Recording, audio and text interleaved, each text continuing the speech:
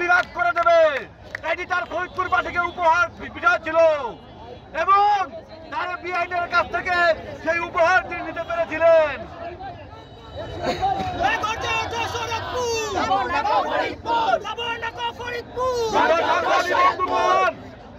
আমরা সেদিন আমরা 2015 সালে বলেছিলাম আমরা শরীয়তপুরবাসী ঢাকার অতি নিকটবর্তী, আমরা ওই ফরিদপুরে আমাদের দূরত্ব বেশি, আমাদের সংস্কৃতি কোনো জোরে মিল নাই, আমরা ঢাকার সাথে ছিলাম, ঢাকার সাথে থাকতে চাই, কিন্তু তারা 10 বছর আমাদেরকে ঝুলিয়ে রেখেছে।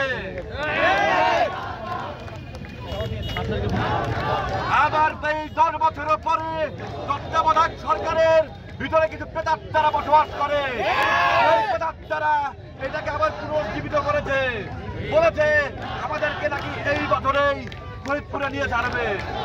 ছিলাম